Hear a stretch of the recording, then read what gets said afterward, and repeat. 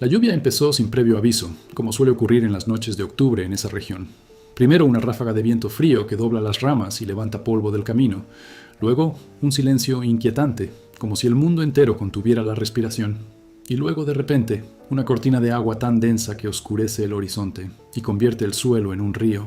Clara conducía la vieja camioneta de su abuelo, que tosía en cada subida y cuyo motor tenía la inoportuna costumbre de apagarse en los peores momentos. Y esa noche, como si el universo tuviera un cruel sentido del humor, eso fue exactamente lo que ocurrió. En medio de un oscuro camino rural, sin farolas, sin casa cerca, sin señal de celular, el motor tosió 3 veces, chisporroteó y se apagó. Clara giró la llave 1, 2, 5 veces. Nada. Solo el sonido de la lluvia golpeando el metal como 1000 dedos impacientes. Apoyó la frente en el volante y cerró los ojos. No lloró. Clara tenía 23 años y ya había aprendido que llorar en medio de una emergencia es un lujo que mujeres como ella no pueden permitirse. Mujeres que crían solas a su hermano menor, que trabajan en el campo de sol a sol, que venden queso en el mercado de los sábados y cosen por la noche para complementar el dinero que nunca les alcanza. Mujeres que heredaron la terquedad de su madre y la ausencia de su padre. Mujeres a las que el mundo mira de pasada y olvida antes de doblar la esquina. Abrió los ojos. Miró el asiento del copiloto, donde estaba la caja de frascos de mermelada de guayaba que había pasado toda la semana preparando para entregar al supermercado del pueblo vecino. 60 frascos. Cada uno etiquetado a mano, con letra pulcra, en una etiqueta que ella misma había dibujado con lápices de colores, una guayaba sonriente, porque Clara creía que hasta las cosas sencillas merecen un toque de cariño. La dueña del supermercado, Neusa, había prometido comprarlos todos si Clara los entregaba antes de las 8 de la mañana. Sin retrasos, ¿vale? Si no llegas a tiempo, le compro a Rosalia, nunca me falla. Neusa siempre hablaba así, como si la puntualidad de Clara fuera una pregunta, no un hecho. Como si necesitara recordárselo cada vez que había alguien más en la fila, listo para reemplazarla. Porque para la gente como Clara, un lugar nunca estaba garantizado. Era prestado. La lluvia no daba señales de amainar. Clara cogió su móvil, sin señal, como era de esperar. Intentó arrancar el motor de nuevo. El sonido que salió fue casi humano, un crujido metálico que parecía decir, hoy no.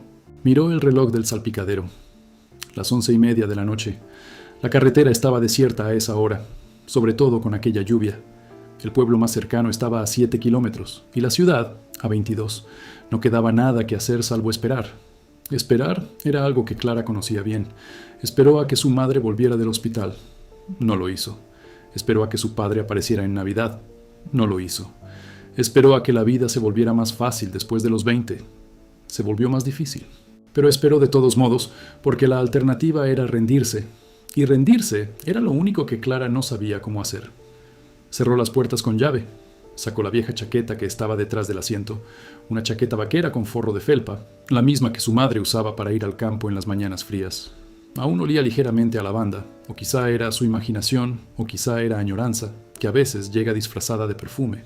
Se acurrucó en el asiento, abrazada a la chaqueta, y observó cómo la lluvia corría por el parabrisas como si el cristal llorara por ella. Fue entonces cuando aparecieron los faros. Al principio, solo había 2 puntos de luz en la oscuridad, temblando a través de la cortina de lluvia como los ojos de una criatura enorme que se acercaba. El sonido del motor era diferente, profundo, constante, potente. No era una camioneta vieja ni un tractor. Era algo que no pertenecía a esa carretera. Los faros se acercaron y redujeron la velocidad junto a la F1000 detenida. Clara se aferró la chaqueta al pecho y miró por la ventana empañada. Un auto grande y negro, reluciente incluso bajo la lluvia, con líneas elegantes, que solo había visto en revistas que a veces encontraba en los contenedores de reciclaje de la ciudad. El tipo de auto que cuesta más que toda la granja de su abuelo. El coche se detuvo. La ventanilla del conductor bajó unos centímetros. Una voz masculina, amortiguada por la lluvia. ¿Necesita ayuda? Clara no respondió de inmediato. Su madre, antes de morir, le había enseñado 2 cosas sobre los caminos oscuros. Nunca detenerse ante desconocidos y nunca aceptar ayuda de quienes tienen más poder que tú, porque la ayuda a veces tiene un precio que no aceptaste. Pero su madre también había muerto a los 38 años en un hospital público abarrotado, esperando una cirugía que nunca llegó, así que tal vez sus consejos sobre el mundo no fueran tan fiables después de todo.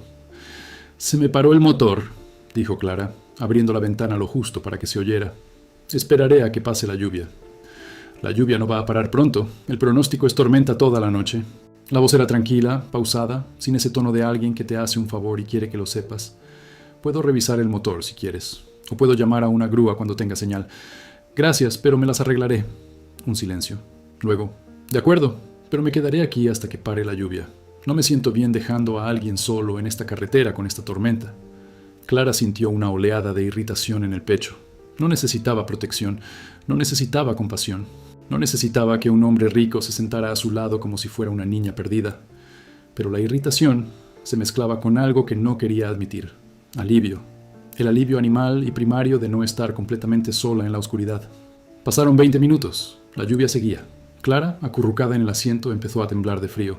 La chaqueta de su madre ya no la abrigaba como antes. Como todo lo que había pertenecido a su madre, estaba desgastada por el tiempo.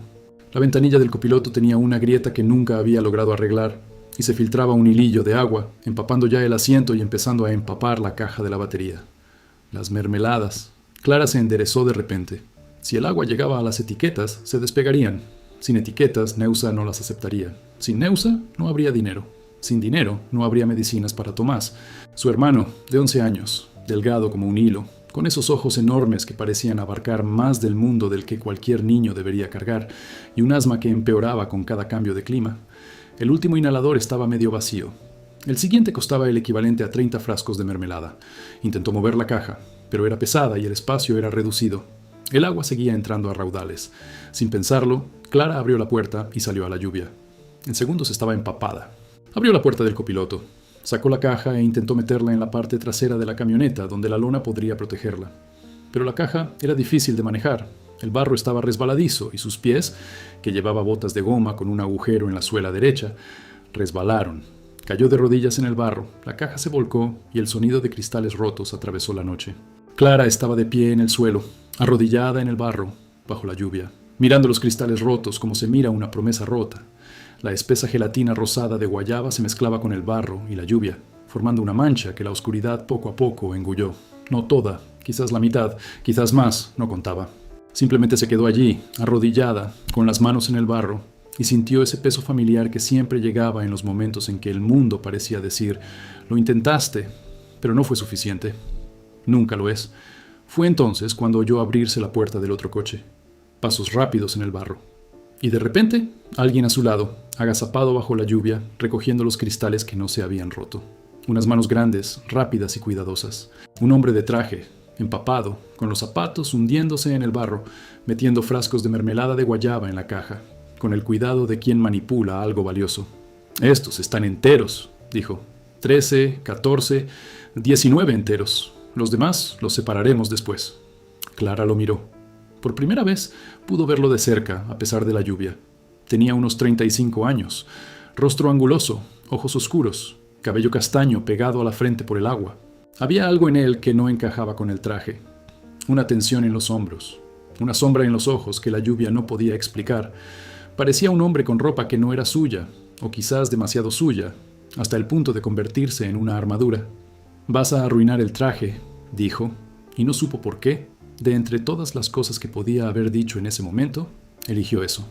Se miró, con el traje empapado, los zapatos destrozados, barro en las rodillas, e hizo algo inesperado. Se rió. Una risa breve, sin alegría, pero también sin amargura, como quien reconoce lo absurdo de una situación y decide no luchar contra ella.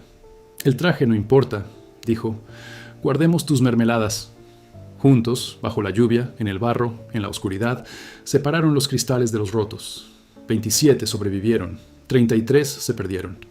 Él la ayudó a llevar la caja al asiento trasero de su coche, que era enorme, con un cuero beige que Clara dudó en tocar con sus manos sucias. «Puedes meterlo», dijo, como si leyera sus pensamientos. «El cuero limpia, la gelatina es más importante». Cuando terminaron, ambos estaban empapados, sucios y temblando. Abrió el baúl y sacó una toalla grande. Se la ofreció. Clara dudó. «Toma», dijo. «Tengo otra». No lo hizo. Lo vio secarse con la manga de la camisa, pero fingió no darse cuenta. «Soy Bernardo», dijo extendiendo la mano. Ella miró su mano, limpia a pesar del barro, con dedos largos y un anillo de bodas. No, no era un anillo de bodas. Era un sencillo anillo de plata oscura en su meñique. No le estrechó la mano. No por mala educación, sino porque las suyas estaban sucias de gelatina, barro y vergüenza, y el gesto parecía demasiado inapropiado para ese momento. Clara, dijo, eso es todo. Clara, repitió, como si estuviera poniendo a prueba el significado del nombre. La lluvia no va a parar. Probablemente se te llenó el motor de agua. Puedo llevarte a donde necesites ir, o a la gasolinera más cercana en la carretera. Necesito estar en la ciudad a las 8 de la mañana. Son las 11:30. Aún hay tiempo. Debió haber dicho que no. Debió haberse quedado esperando en la camioneta, como había planeado. Debió haber recordado el consejo de su madre. Pero los frascos de mermelada estaban en el asiento trasero de su coche. La lluvia no iba a parar. Tomás necesitaba su inhalador, y a veces la vida no te da la opción segura, solo la posible. De acuerdo, dijo, pero yo pagaré la gasolina. Él no respondió. Le abrió la puerta del copiloto, rodeó el coche y se sentó en el asiento del conductor. El interior era otro mundo, silencioso, cálido, con un sutil olor a cuero nuevo y algo que podía ser perfume caro o simplemente la ausencia de olores a humedad o grasa. Clara se sentía fuera de lugar, como una mota de barro en un óleo. Se sentó con cuidado, intentando ocupar el mínimo espacio posible, como si pudiera encoger su propia existencia para no molestar a nadie. Bernardo arrancó el coche. El motor estaba tan silencioso que ella apenas lo notó. ¿Por dónde?, preguntó. Siga recto durante unos 12 kilómetros y luego en la bifurcación gire a la izquierda. Condujo.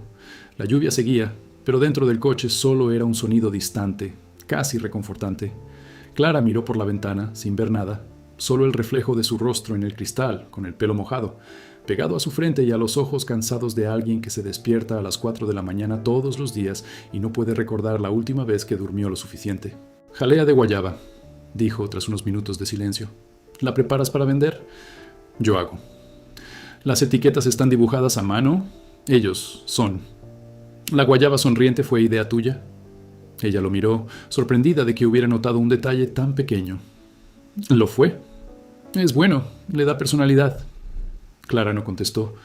Los cumplidos la incomodaban, como zapatos nuevos que aprietan, bonitos a la vista, extraños al tacto. La gente a su alrededor no tenía la costumbre de hacer cumplidos. Neusa se quejó del precio. Los vecinos comentaban que trabajaba demasiado para una chica de su edad, como si trabajar fuera una elección y no una necesidad. Y su abuelo, antes de morir, solía decir que una buena mujer es una mujer que no se queja, lo que a Clara siempre le pareció una frase cruel disfrazada de cumplido.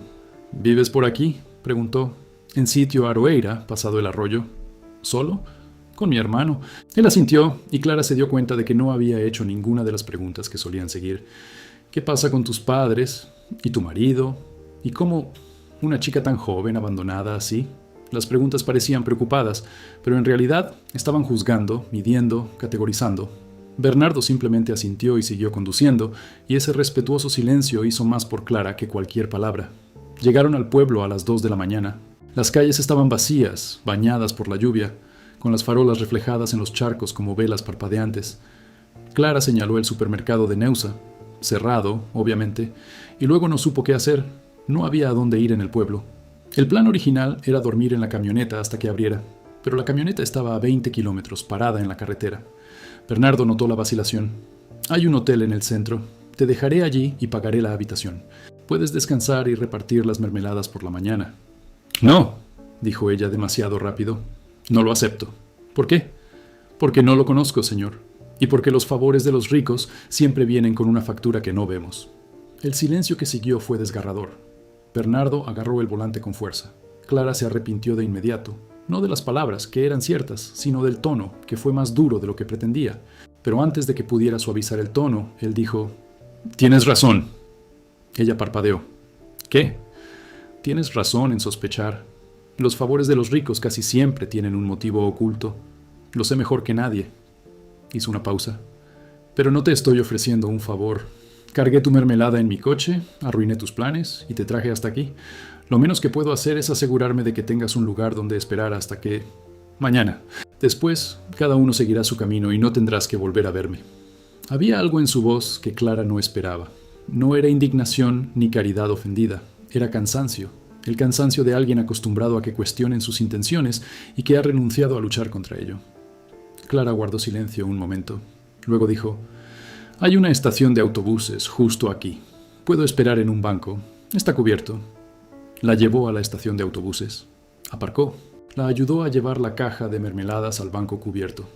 Clara acomodó cuidadosamente los frascos, revisando las etiquetas una por una.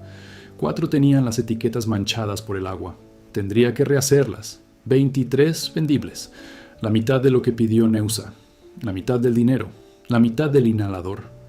Gracias, dijo sin mirarlo, por la ayuda con las ventanas y por el viaje.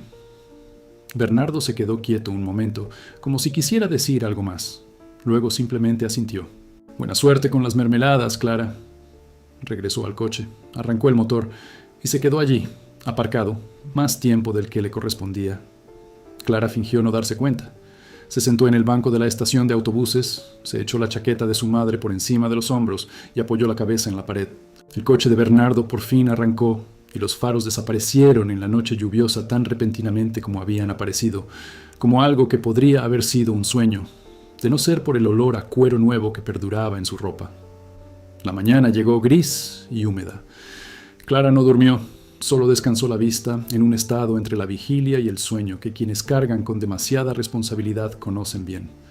A las 7:30 caminó hacia el supermercado. Neusa ya estaba allí, con el delantal puesto y una cara que decía que no aceptaría excusas.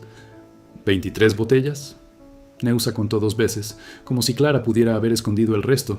Pedí 60. Lo sé, el camión se averió bajo la lluvia. Se rompieron algunas ventanas. Neusa emitió ese sonido con la boca, un chasquido de desaprobación que vale más que 1000 palabras. ¿Y qué se supone que hago con 23? Le prometí al cliente que tendría un inventario completo. Puedo traer el resto la próxima semana. La semana que viene le compraré a Rosalia. Ahí estaba, la frase que Clara esperaba. El sustituto, siempre listo, siempre acechando, como una sombra que nunca la abandona. Se tragó el orgullo, como todos los días, y dijo: entonces compra estos 23 y te traeré 30 más el jueves. Neusa pagó. Pagó menos de lo acordado, porque solo son 23, querida, no puedo pagar el precio completo. Clara no discutió. Guardó el dinero en el bolsillo interior de su chaqueta, le dio las gracias y se fue. En la acera, él contó los billetes. Alcanzó para la mitad del inhalador. La mitad, siempre la mitad. Siempre casi, pero nunca todo. Caminaba por la ciudad, pensando en cómo volver a recoger la camioneta, pensando en cómo conseguir el resto del dinero, pensando en Tomás, que estaría despertando en casa de la vecina. Doña Gloria, una señora amable y regordeta que lo cuidaba cuando Clara necesitaba salir y que se negaba a cobrar porque decía: un buen vecino es un vecino que ayuda sin cobrar. Tomás estaría tomando el café con leche que hacía Doña Gloria, ese café suave y dulce que les gusta a los niños, y estaría mirando por la ventana esperando a que Clara regresara, porque Tomás siempre miraba por la ventana cuando ella se iba, como si su mirada pudiera atraerla de vuelta más rápido. Fue entonces cuando vio el coche negro, estacionado frente a la única panadería abierta a esa hora, reluciente y absurdamente fuera de lugar entre las camionetas y bicicletas de pueblo, y apoyado en ellas, con un café en la mano y vestido de otra manera, vaqueros y una camisa sencilla, como si se hubiera quitado el disfraz de la noche anterior, estaba Bernardo. Al principio no la había visto, miraba al vacío, con esa expresión que Clara había notado la noche anterior, la expresión de alguien presente en el cuerpo pero ausente en todo lo demás, una soledad visible y palpable que parecía extraña en un hombre capaz de comprar cualquier compañía.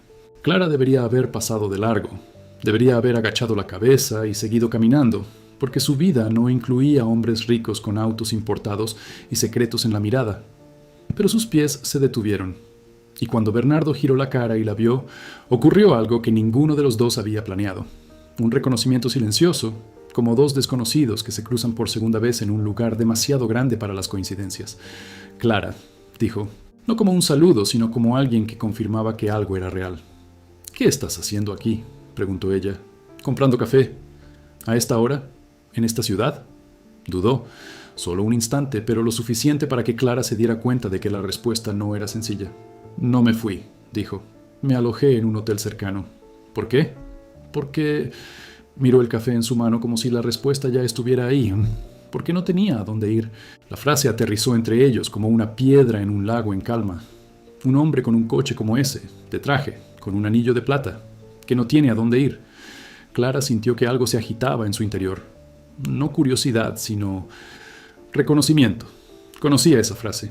La había pensado muchas veces. En noches oscuras, cuando la casa estaba demasiado silenciosa y la ausencia de su madre llenaba cada rincón. No tener a dónde ir no se trata de un lugar, se trata de pertenecer. Se trata de existir en un mundo que no te ha reservado un espacio. No preguntó nada más, simplemente dijo: «Necesito mi camioneta. Está en la carretera, a unos 20 kilómetros de aquí. Te llevaré. No es necesario.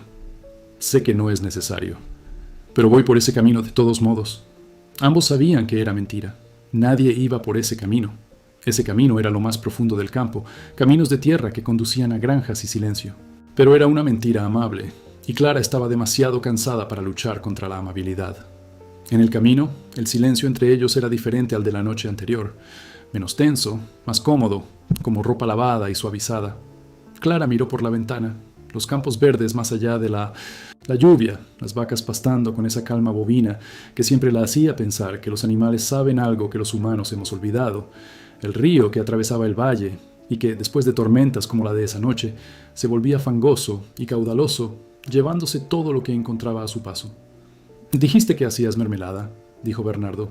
«¿Desde cuándo?» «Desde que murió mi madre. 3 años». ¿No dijo «lo siento»?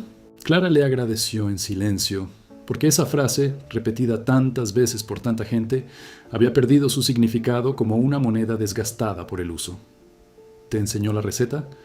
«Me lo enseñó todo». Clara se miró las manos. La receta, la granja, la costura, cómo cuidar a los niños, cómo aguantar cuando duele, todo. «¿Y tu padre?» «Nunca tuve padre». Bueno, sí lo tuve, pero de esos que van a comprar cigarrillos y se olvidan del camino de vuelta». Bernardo hizo una pausa. «Mi padre no fue a comprar cigarrillos, se quedó. Pero a veces la presencia de alguien es peor que su ausencia». Clara lo miró. Había algo en la voz de Bernardo que no esperaba. No era autocompasión, sino un dolor contenido y antiguo que había cargado en silencio durante tanto tiempo que se había convertido en parte de su ser, como una viga torcida que sostiene la casa a pesar de sus defectos. Llegaron a la camioneta. Estaba allí, estacionada, abandonada, luciendo más pequeña y triste bajo la luz grisácea del día. Clara salió e intentó arrancarla. Nada. Abrió el capó, con la familiaridad de quien lo ha hecho cientos de veces, y examinó el motor. Distribuidor mojado. Bujía empapada. Sabía cómo arreglarlo, pero necesitaba un paño seco y tiempo. Bernardo apareció a su lado. «¿Puedo ayudar? ¿Sabes algo sobre motores?» «No». La honestidad fue tan directa que casi hizo sonreír a Clara. «Pero aprendo rápido». No sonrió, pero algo se movió en la comisura de sus labios, casi una promesa de sonrisa que reprimió. «Sujeta esto», dijo, entregándole el tapón del dispensador, «y no toques nada brillante». Trabajaron juntos durante media hora. Clara, con las manos cubiertas de grasa, explicaba cada pieza como si conociera su propio idioma. Bernardo, con herramientas en la mano y trapos de limpieza, obedecía las instrucciones con una humildad que no encajaba con el coche que conducía. Y algo ocurrió en esa media hora. Uno de esos cambios sutiles que cambian el rumbo de las cosas sin que nadie se dé cuenta. No fue lo que dijeron, fue lo que hicieron. 2 personas trabajando juntas, resolviendo un problema, sin juicios, sin jerarquías, sin la distancia invisible que el mundo establece entre quienes tienen y quienes no. El motor arrancó. Clara sonrió, una pequeña, casi tímida, pero genuina sonrisa de alivio. «Listo», dijo. «Es testaruda, pero trabaja. Se parece a alguien que conozco», dijo Bernardo. Clara fingió no oír, pero sintió que se le calentaba la cara y apartó la mirada hacia el motor como si hubiera algo muy importante que revisar allí. Deberían haberse despedido entonces.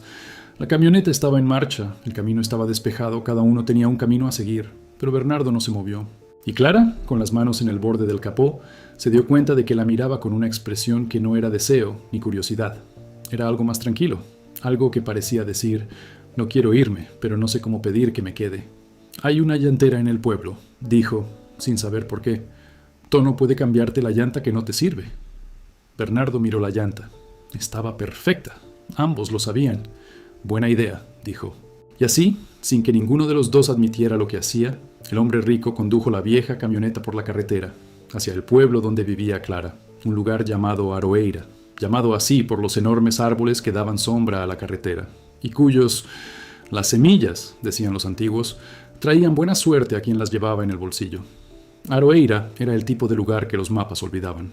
Unas 30 casas dispersas entre las colinas, Una pequeña iglesia blanca con una campana rota, una cancha de fútbol de tierra y una pequeña tienda que era a la vez bar, farmacia y punto de encuentro. La gente se conocía por su nombre, por su forma de caminar, por el sonido de su tos. Sabían quién estaba enfermo, quién había discutido con su esposo, quién había cosechado más café ese mes. Y sabían, sobre todo, que Clara era esa chica que se quedó sola con su hermano tras la muerte de Lourdes, y que era a la vez digna de lástima y motivo de orgullo, porque no le había pedido nada a nadie, y aún así mantenía la casa en pie.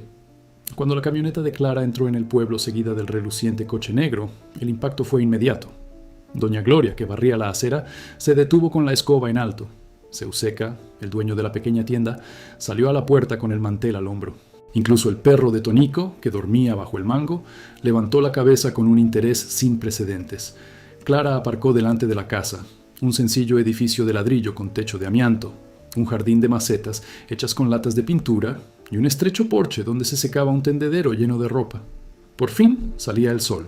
Tomás apareció en la puerta antes de que ella apagara el motor. 11 años, delgado, con gafas de montura torcida y una sonrisa que podía iluminar habitaciones enteras si alguien le daba la oportunidad. Clara corrió hacia ella y la abrazó con la fuerza desproporcionada de un niño que teme estar solo. Ella le devolvió el abrazo y por un instante, allí en el patio de tierra, con el sol tenue y el olor a café que provenía de la casa de Doña Gloria, el mundo volvió a tener sentido. Tomás era el centro de todo. La razón para despertarse a las 4. La razón para hacer 60 frascos de mermelada. La razón para no rendirse. Entonces Tomás vio el coche y a Bernardo, que había aparcado a una distancia prudencial como si no quisiera molestar. ¿Quién es, Clara? Nadie, dijo. Un joven que me llevó. Tomás miró a Bernardo con la curiosidad infantil sin tapujos. Soltó a Clara y caminó hacia el coche. «¡Guau! ¿Este coche es tuyo?» Bernardo bajó la ventanilla. «Sí. ¿De qué año es?» «A partir de este año». «¿Cuánto cuesta?» «¿Tomás?» Clara agarró a su hermano del hombro. «Esa no es la pregunta». Bernardo miró al niño y algo en su rostro se suavizó. Una suavidad que Clara no había visto antes, como hielo que empieza a derretirse por los bordes. «Cuesta más de lo que debería», le dijo al niño, «y vale menos de lo que parece». Tomás no entendió la frase, pero Clara sí, y miró a Bernardo con otros ojos, como si reajustara su lente y viera algo que no había visto antes. La llantera de Tono estaba al final de la calle, bajo un mango gigante que le servía de techo. Tono era un hombre tranquilo, de pocas palabras y con mucho talento mecánico, con la rara habilidad de arreglar cualquier cosa sin hacer preguntas.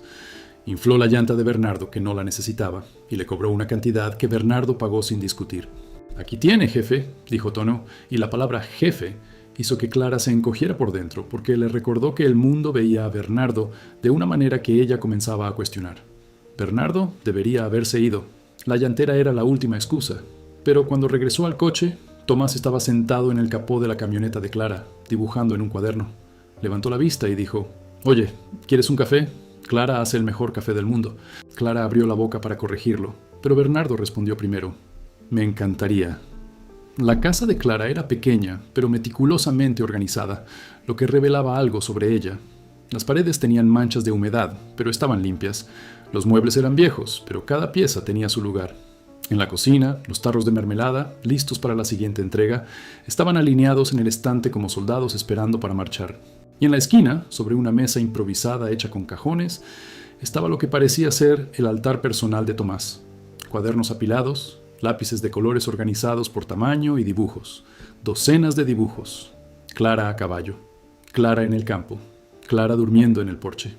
El río, los árboles, el cielo de Aroeira en todos los colores que una caja de 12 lápices puede ofrecer. Bernardo se detuvo frente a los dibujos sin decir nada. Los observó con una atención que Clara percibió como genuina. «Dibuja bien», dijo en voz baja. «Dibuja desde que aprendió a sostener un lápiz. En la escuela dijeron que tiene talento, pero el talento sin oportunidades es solo un pasatiempo, ¿no?» Había una amargura sutil, casi invisible, en la voz de Clara, como un sedal, transparente, pero capaz de cortar. Bernardo no respondió. Se sentó a la mesa y bebió el café que Clara le sirvió, fuerte, sin azúcar, en una taza de ágata azul con el borde desportillado. Lo bebió en silencio, mirando la cocina, los tarros de mermelada, los dibujos de Tomás, a Clara, que se movía con la silenciosa eficiencia de quien no puede permitirse detenerse. Y en ese silencio, algo que había mantenido encerrado durante mucho tiempo empezó a aflojarse. No fue una confesión, no fue una revelación dramática, solo una pequeña grieta por la que empezó a filtrarse la luz o el dolor. Tuve una hija, dijo. Clara dejó de lavar los platos. No se dio la vuelta, pero sus manos permanecieron quietas en el agua. Sí, repitió. Luana, 7 años. Murió en un accidente de coche hace 2 años. Mi esposa conducía. Mi esposa sobrevivió. Luana no. El silencio que siguió fue de esos que pesan más que cualquier palabra. Clara se secó las manos lentamente. Se giró, miró a Bernardo. No lloraba. Estaba más allá del llanto, en ese lugar seco y árido que existe después de llorar todo lo que se puede llorar, donde el dolor se convierte en paisaje, una parte fija del terreno interior. Mi esposa me echó la culpa, continuó con voz monótona, como si leyera una noticia sobre otra persona. Dijo que debería haber estado en el coche, que trabajaba demasiado, que si hubiera conducido, quizás tenía razón, quizás no, da igual. Se fue. Pidió el divorcio, se quedó con la casa, yo cargué con la culpa. Clara se sentó en la silla frente a él. No dijo, lo siento, no dijo nada. Simplemente se sentó allí, presente, con las manos sobre la mesa, y ofreció lo único que tenía para ofrecer, atención. La atención genuina de quien conoce el dolor y, por lo tanto, sabe que no necesita consejos, no necesita soluciones, solo necesita a alguien que se siente a su lado sin intentar ahuyentarlo. Salí de Sao Paulo hace 1 semana, dijo Bernardo. Me subí al coche y empecé a conducir, sin destino, sin plan. Apagué el GPS, apagué el teléfono y me fui. Pasé por ciudades que nunca había visto, carreteras que nunca había recorrido, y con cada kilómetro que me separaba de esa vida sentía que respiraba con más tranquilidad. Hasta anoche, cuando encontré una camioneta averiada en medio de la lluvia y a una mujer vendiendo mermelada de guayaba con una cara sonriente en la etiqueta. Levantó la vista. Y Clara vio, por primera vez sin filtro, sin distancia, sin defensa, al hombre tras el traje. No era un hombre rico, no era un hombre poderoso, era un padre que había perdido a su hija, era un esposo que había perdido a su esposa, era un niño que creció en un hogar frío y construyó una vida que parecía perfecta por fuera, pero estaba vacía por dentro. Era alguien que había conducido 1000 kilómetros huyendo de sí mismo y se detuvo en la carretera porque vio una luz en la oscuridad. Una vieja camioneta con alguien dentro que también estaba solo. No hacía falta que me lo dijeras, dijo Clara. Lo sé, pero me preguntaste por qué no me fui. Y esa es la respuesta. No me fui porque no tengo a dónde volver. La empresa funciona sin mí. El apartamento es solo una dirección. Y la única persona que me hacía querer volver a casa ya no está. Clara sintió un nudo en la garganta. No por ella, sino por él. Por ese dolor expuesto que no pedía nada, simplemente existía, como una herida abierta que nadie atendía porque su dueño estaba demasiado ocupado con todo lo demás. Tomás apareció en la cocina en ese momento, con su libreta bajo el brazo y un lápiz detrás de la oreja. Clara, tengo hambre. La interrupción rompió el momento como una rama seca que se rompe en el silencio. Clara se levantó, aliviada y a la vez reticente, y empezó a calentar el almuerzo. Arroz, frijoles, calabaza salteada, comida sencilla y honesta, que Bernardo comió como si fuera su primera comida de verdad en años, y quizá lo fue. Bernardo se quedó ese día, y el siguiente, y el otro, no porque alguien se lo pidiera, no porque hubiera una invitación explícita, sino porque Aroeira le hizo lo que hace con todo aquel que llega sin prisa. Lo absorbió. Durmió en la pensión de Doña Gloria, que tenía una habitación vacía desde que su hijo mayor se fue a la ciudad y nunca regresó. Pagó por adelantado y Doña Gloria, que no era de las que aceptaban desconocidos, pero sí dinero, le dio una habitación limpia con una ventana que daba al patio trasero, donde un árbol de jaboticaba daba frutos negros y dulces que Bernardo ni siquiera sabía que existían. Los rumores comenzaron al segundo día. En un pueblo pequeño, la presencia de un hombre rico es como una piedra lanzada a un lago en calma. Las ondas alcanzan todas las orillas. En el mostrador de la pequeña tienda de Seca, las teorías se multiplicaron. Debe ser un granjero que quiere comprar tierras.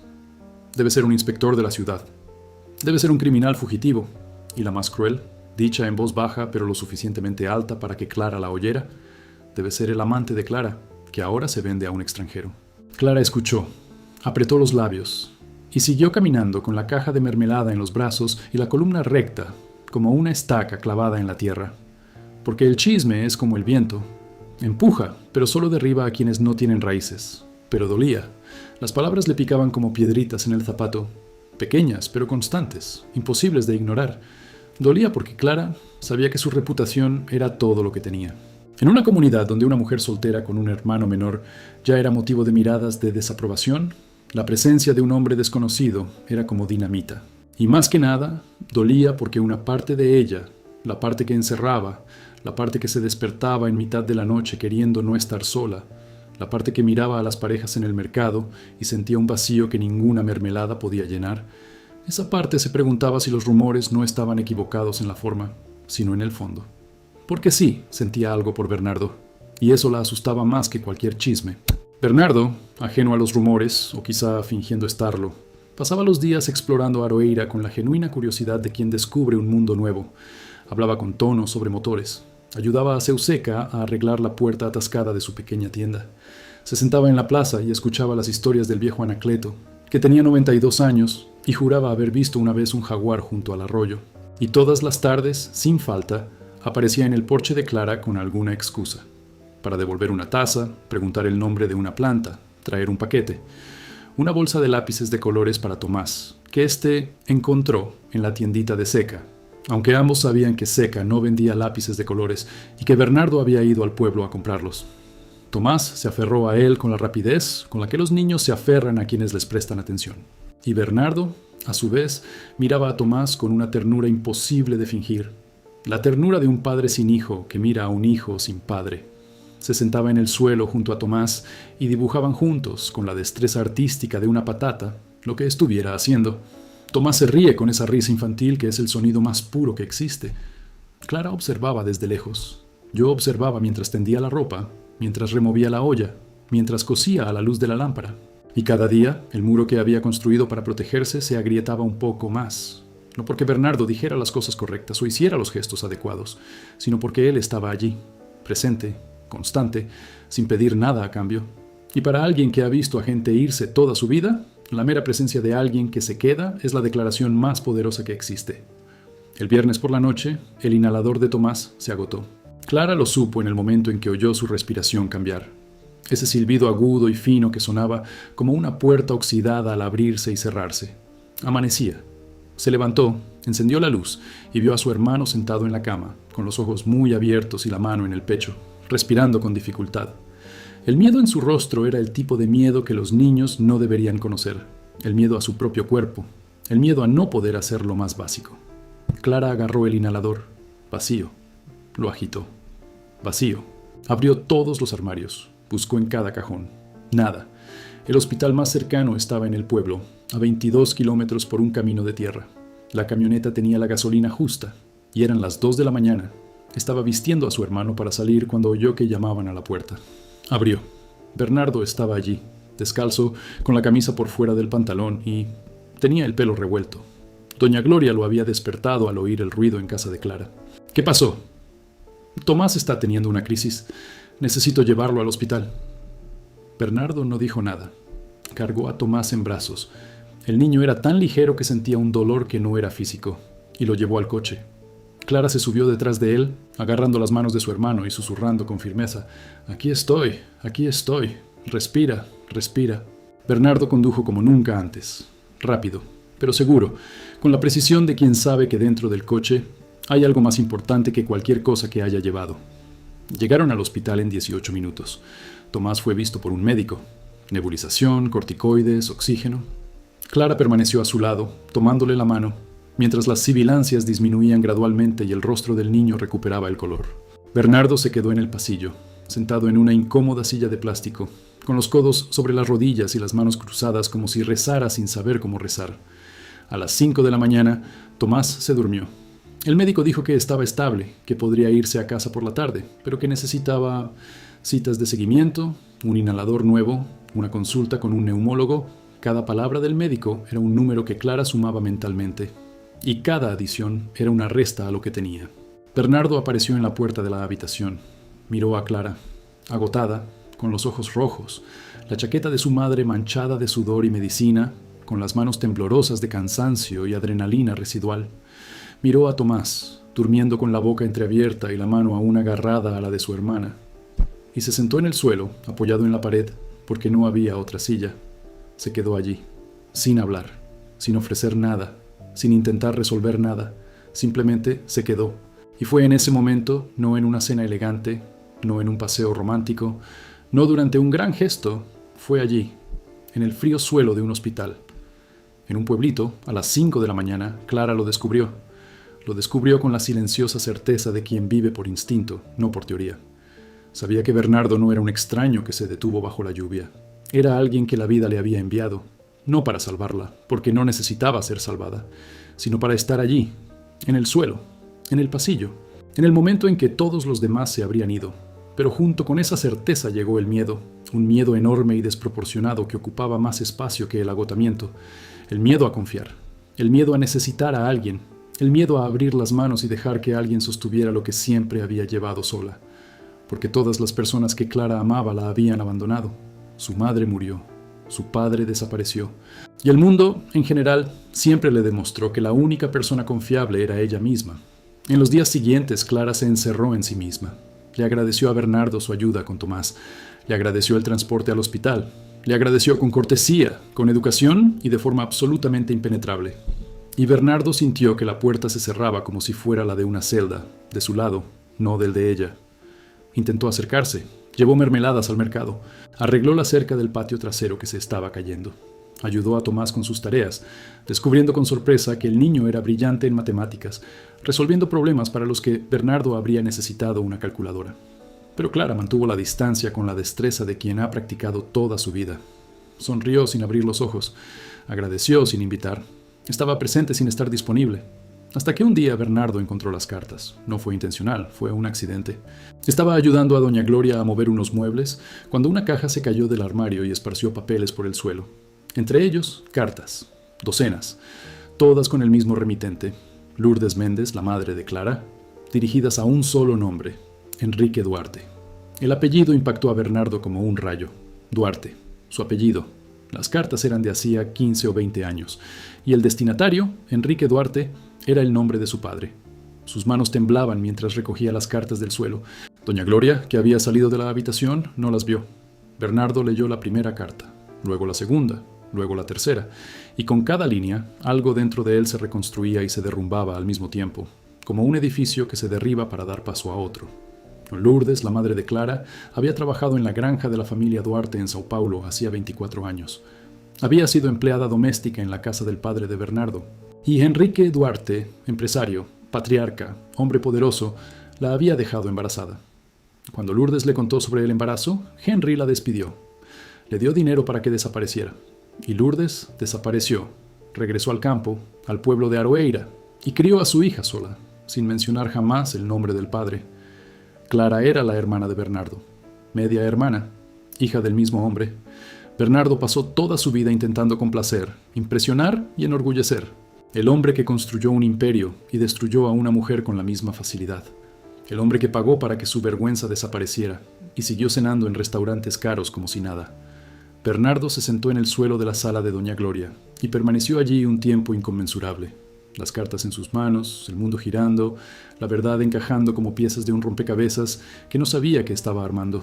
Clara, la camioneta bajo la lluvia, la carretera, el atasco, Tomás, todo estaba conectado. No por casualidad, no por destino, sino por injusticia. Por la injusticia de un hombre que descartó a una mujer y borró a una hija de la existencia como si tachara un nombre de una lista. Y entonces llegó la segunda verdad, la que dolió más que la primera. Bernardo había sentido algo por Clara, algo que ahora, a la luz de esta revelación, se transformaba en algo completamente diferente. No era romance, era reconocimiento. Era sangre llamando a sangre sin saber que era sangre. Eran dos hijos del mismo padre, heridos por el mismo hombre, encontrándose en un camino oscuro sin saber que eran fragmentos de la misma historia. Bernardo pasó 3 días lejos de la casa de Clara. 3 días encerrado en la habitación de doña Gloria, sin apenas comer ni dormir, leyendo y releyendo las cartas, intentando decidir qué hacer con una verdad que podía destruir o sanar, según cómo se revelara. Clara notó la ausencia. No dijo nada, nunca decía nada cuando algo la lastimaba, pero Tomás preguntó, ¿dónde está Bernardo? Y la pregunta de su hermano, simple y directa como solo los niños pueden ser, hizo sentir a Clara la ausencia que se negaba a admitir. Al 4.º día, Bernardo fue a casa de Clara. Era tarde. El sol se ponía, tiñendo el cielo de ese naranja que en Aroeira parecía más intenso que en ningún otro lugar del mundo. Clara estaba en el porche, cosiendo etiquetas nuevas para los tarros de mermelada. Tomás dibujaba a su lado. La escena era tan tranquila que Bernardo sintió un dolor intenso al pensar en interrumpirla. «Clara, necesito hablar contigo». Levantó la vista. Vio algo en su rostro que le hizo detener las manos. No era la tensión de los primeros días, ni la dulzura de las últimas semanas. Era algo más serio, más pesado, como el cielo antes de una tormenta. «Tomás, ve a jugar adentro», dijo. El niño obedeció de mala gana. Cuando la puerta se cerró, Clara miró a Bernardo y le dijo: «Habla». Se sentó en la silla junto a ella. Sacó las cartas de su bolsillo, amarillentas, dobladas, con la tinta descolorida por el tiempo. Las colocó sobre la mesa, entre ellos. «Estas cartas son de tu madre. Fueron escritas a un hombre llamado Enrique Duarte». Clara miró las cartas. No las tocó. «¿Dónde encontraste esto?» «En casa de doña Gloria. Se cayeron de una caja.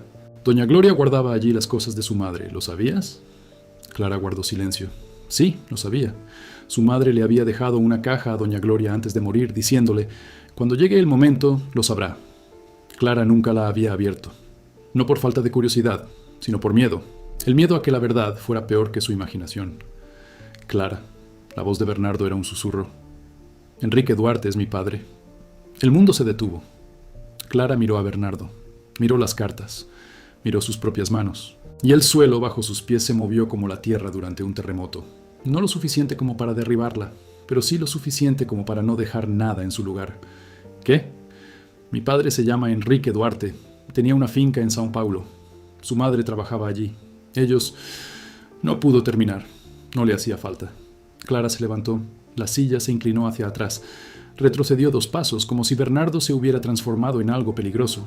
Sus ojos eran enormes, y en ellos se cernía una tormenta silenciosa, más devastadora que cualquier grito. «Lo sabías», dijo. No era una pregunta. Era una acusación. «No, te juro que no. Lo supe hace 3 días. Viniste hasta aquí. Te detuviste en el camino. Me ayudaste. Te quedaste. Lo supiste desde el principio». Clara no lo sabía. Te juro por la memoria de mi hija que no lo sabía.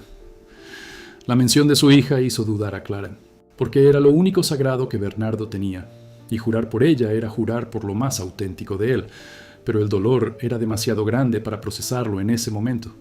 El dolor de saber que su padre, el fantasma sin nombre que cargó toda su vida, no era un hombre cualquiera que iba a comprar cigarrillos, era un hombre rico y poderoso que pagó para que ella no existiera, que compró el silencio de su madre como quien compra un terreno y lo olvida, que vivió toda su vida a pocos kilómetros de distancia, con otra familia, otro hijo, otra historia, mientras ella cargaba cubos de agua y vendía mermelada para comprar medicinas. «Vete», dijo ella. «Clara, vete, por favor». La palabra «por favor» fue la que más dolió, porque no era ira, sino una súplica. La súplica de alguien que se estaba desmoronando y necesitaba estar solo para recomponerse. Bernardo se fue. Regresó a la habitación de doña Gloria y se sentó en la cama, contemplando la oscuridad, escuchando el canto de los grillos y el silencio de Aroeira, y preguntándose si la vida era, después de todo, solo una serie de pérdidas disfrazadas de encuentros. Los días que siguieron fueron grises. No el clima, el sol brillaba como siempre, sino el ambiente. Clara regresó a su rutina con una ferocidad que, en realidad, era desesperación disfrazada de productividad. Él hizo 80 frascos de mermelada en una semana. Desherbó todo el campo, lavó toda la casa. Ella cosió 3 vestidos a medida. Él se movía sin parar, porque parar significaba pensar, y pensar significaba sentir, y sentir significaba derrumbarse. Tomás no entendía. Preguntaba por Bernardo todos los días. Clara respondía con frases cortas. Se fue. Tuvo que irse.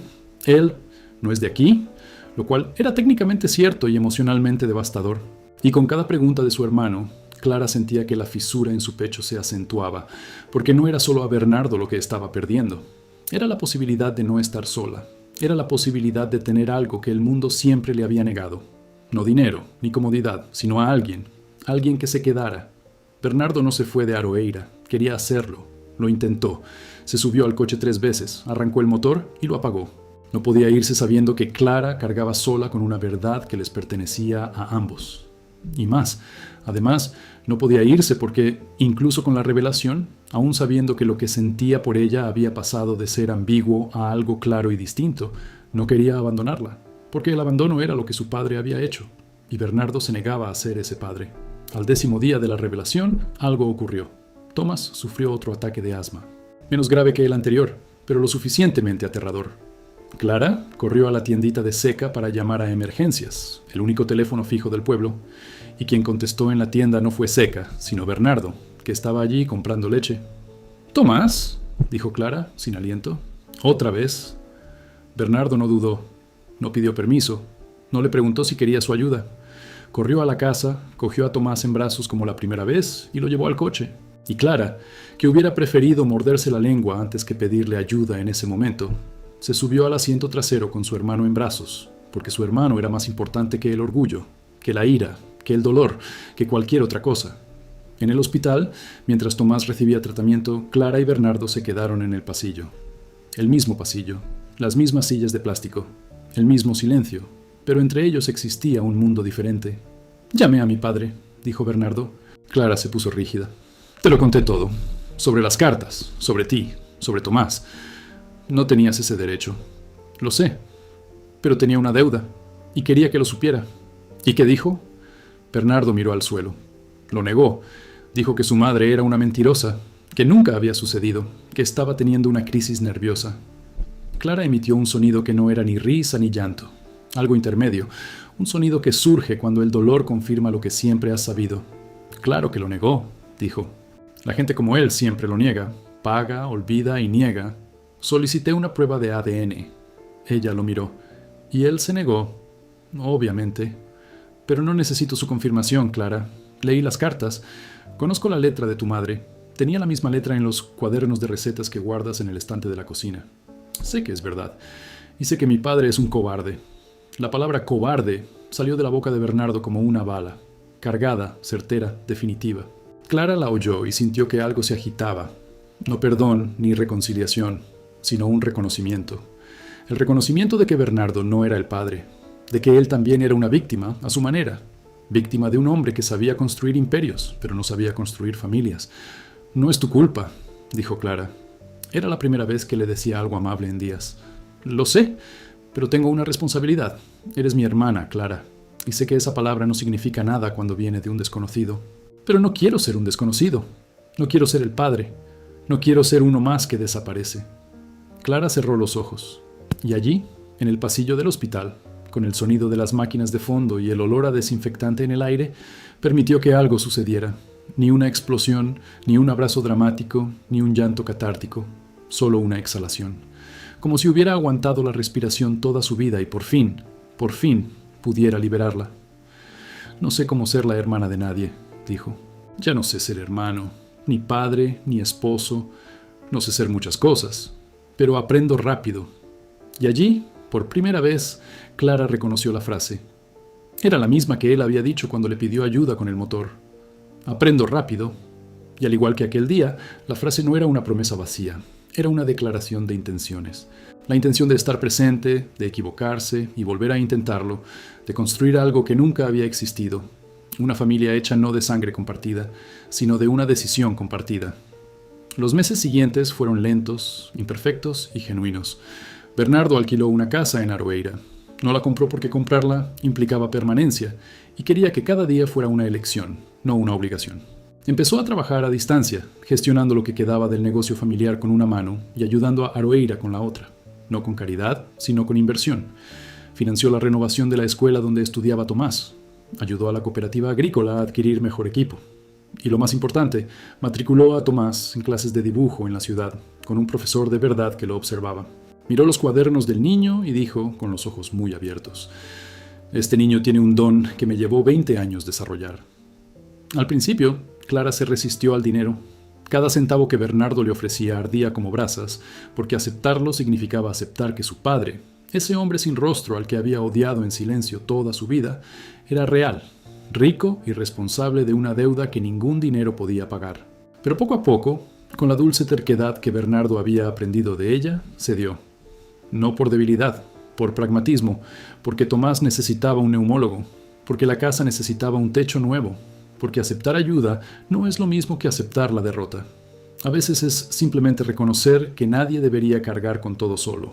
Su relación creció de maneras inesperadas, no como hermanos tradicionales. No compartían infancia, recuerdos ni lengua propia. sino como dos personas que, sabiendo que eran fragmentos de la misma historia, decidieron escribir juntos el siguiente capítulo. Bernardo aprendió a hacer mermelada mal al principio, quemando 3 tandas antes de que le saliera bien. Clara aprendió a usar la computadora con impaciencia, quejándose de que esta máquina no obedece como una asada. Y Tomás, el centro de gravedad de todo, floreció. Sus dibujos adquirieron colores que 12 lápices no podrían lograr. Sus ataques de asma disminuyeron con el tratamiento adecuado. Y su sonrisa, esa enorme sonrisa que iluminaba las habitaciones, aparecía con más frecuencia, como un sol que finalmente se abre paso entre las nubes. Un día, meses después, Clara recibió una carta. No un correo electrónico, sino una carta de verdad, en papel, con sello y todo. El remitente era Enrique Duarte, el hombre que había sido solo una ausencia durante toda su vida. Sostuvo el sobre un buen rato antes de abrirlo. Le temblaban las manos y odiaba que temblaran, porque temblar era darle poder a alguien que no lo merecía. La carta era breve, no pedía perdón. Los hombres como Henry no piden perdón, pero reconocía su culpa. Con palabras secas y formales, casi legalmente, reconoció que Lourdes Méndez había trabajado en su casa, que había existido una relación y que estaba dispuesto a negociar los términos de la compensación. La palabra compensación hizo reír a Clara. Una risa amarga y seca que sonó como una rama al romperse. Compensación. Como si 23 años de ausencia, de pobreza, de luchar sola, de perder a su madre sin tener un padre, pudieran compensarse con un cheque. Le mostró la carta a Bernardo. Él la leyó en silencio. Al terminar, preguntó: ¿qué quieres hacer? Quiero quemar esta carta. Entonces arde. Pero Tomás necesita el tratamiento. Tomás ya está recibiendo tratamiento. Yo me encargo. No quiero tu dinero, Bernardo. No quiero el dinero de Duarte. El dinero no es de mi padre. Es mío. Y no te lo doy por lástima ni por culpa. Te lo doy porque Tomás es mi sobrino y porque la familia cuida a la familia. La palabra familia flotaba en el aire de la cocina como el vapor del café. Clara la miraba como si fuera una fruta extraña. Desconocida, posiblemente peligrosa, pero tentadora. Nunca había tenido familia aparte de su madre, su abuelo y Tomás. La idea de que alguien eligiera ser su familia, no por obligación de sangre, sino por decisión, era aterradora y al mismo tiempo la cosa más hermosa que había oído jamás. Quemó la carta, en la estufa de leña, con mano firme. No le respondió a Enrique.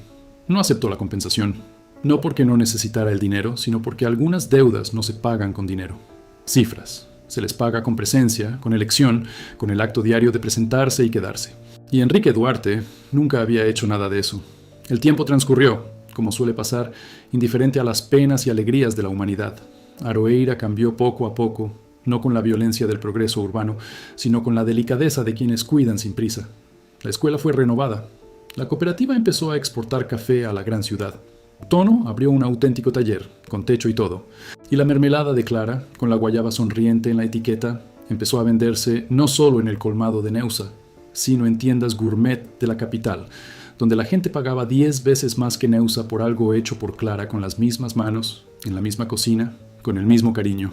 Bernardo se quedó, no como visitante, ni como benefactor, ni como el hombre rico que descendió al interior por capricho. Se quedó como parte de ello, como alguien que pertenecía, no por haber nacido allí, sino porque eligió estar allí. Su piel se aclaró menos y se oscureció más. Sus manos, antes suaves, ahora tenían callos. Su voz, antes calculadora, ahora tenía el ritmo perezoso de quien no tiene prisa porque sabe que lo importante no se le escapa. Aún tenía dinero, aún tenía el coche, aunque lo usaba menos, porque en Aroeira la mayoría de los destinos estaban a poca distancia. Pero el dinero, que antes era todo lo que tenía, ahora era solo una herramienta. Lo que realmente tenía era una hermana testaruda, un sobrino brillante y la certeza de que, por primera vez en su vida, estaba exactamente donde debía estar. Un domingo de junio se celebró una fiesta tradicional junina en la plaza de la iglesia. Hoguera, forró, pamoña, una especie de pastel de maíz, banderines de papel cortados a mano por los niños de la escuela. Tomás presentó un enorme dibujo que había hecho para la decoración. Un mural de madera de Aroeira visto desde arriba, con cada casa, cada árbol, cada persona representada con una precisión y un cuidado que hacía que la gente se detuviera, observara y guardara silencio por un momento, porque el verdadero arte hace eso, que la gente se detenga. Clara estaba de pie junto al mural, vistiendo el vestido azul que había pertenecido a su madre. El mismo vestido, remendado tantas veces que parecía más parches que cualquier otra cosa. ¡Qué vestido! Pero no lo llevaba por vanidad, sino por amor. Bernardo estaba al otro lado de la plaza, hablando con tono sobre una especie de motor, y Tomás corría con los otros niños, riendo, tropezando, siendo un niño, sin peso, sin miedo, sin un silbido en el pecho. Y en ese momento, con el crepitar de la hoguera, la música de Forró sonando, las estrellas apareciendo una a una en el cielo de Aroeira como puntos de luz en un cuadro de Tomás, Clara miró a su alrededor y sintió algo que no pudo nombrar de inmediato. No era felicidad, porque felicidad es una palabra demasiado grande e imprecisa para lo que sentía. Era algo más modesto y profundo. Era la sensación de que, por primera vez, el suelo bajo sus pies era firme, de que había gente que no se iría, de que la soledad que había sido su compañera más fiel durante 23 años estaba, por fin, poco a poco, aprendiendo a compartir espacio con algo nuevo. Bernardo cruzó la plaza y se detuvo junto a ella. Miró el mural, miró a Tomás, miró a Clara. «Tu madre estaría orgullosa», dijo. Clara lo miró, y en sus ojos, esos ojos oscuros que había visto por primera vez a través de una ventana empañada en una noche lluviosa, ya no había sombra. Aún había dolor, porque el dolor de perder a una hija no desaparece. Pero también había algo que no había estado allí antes. Una presencia, una raíz, la mirada de alguien que había dejado de correr y decidido plantar. «Tu hija también», dijo Clara. Bernardo parpadeó. Le brillaron los ojos y apartó la mirada, porque incluso los hombres que han aprendido a no ocultar sus lágrimas a veces necesitan un momento. Clara no lo tocó, no lo abrazó. Simplemente permaneció allí, a su lado, como él había estado a su lado en el suelo del hospital esa mañana. Presente, sin palabras, sin necesidad de palabras. Tomás apareció corriendo con un trozo de pamoña en la mano y harina de maíz en la cara. «Clara, Bernardo, ven a bailar». Clara miró a Bernardo. Bernardo miró a Clara. Y algo en esa mirada, algo que no era romance, ni sangre, ni obligación, pero que era más fuerte que cualquiera de esas cosas, los hizo sonreír al mismo tiempo. No una sonrisa enorme, ni una sonrisa comercial, una sonrisa pequeña y genuina, de esas que nacen no en los labios, sino en las costillas, en lo más profundo, donde guardamos lo que realmente importa. «Vamos», dijo Clara, y allá se fueron, los tres, al centro de la plaza, donde la hoguera lo iluminaba todo con una cálida luz anaranjada, y sonaba el forró, una canción que hablaba de añoranza y retorno, y la gente bailaba sin coreografía, sin técnica, sin vergüenza.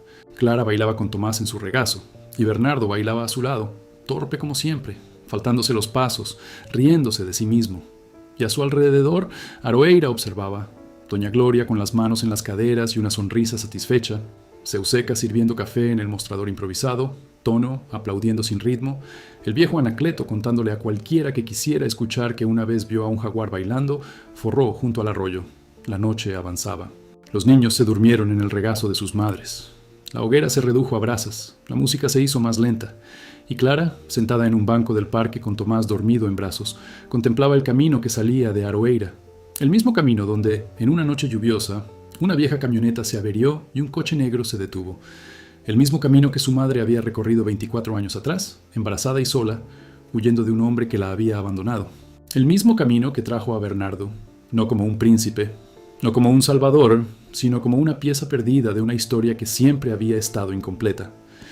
Bernardo se sentó a su lado. Ambos permanecieron en silencio, contemplando las brasas de la fogata. No necesitaban hablar. Habían aprendido juntos que el silencio entre personas que se entienden no es vacío, sino pleno, lleno de todo lo que ya se ha dicho y de todo lo que no necesita decirse. Clara miró a su hermano dormido, sus manos, que incluso dormidos sostenían un lápiz como si fuera parte de su cuerpo.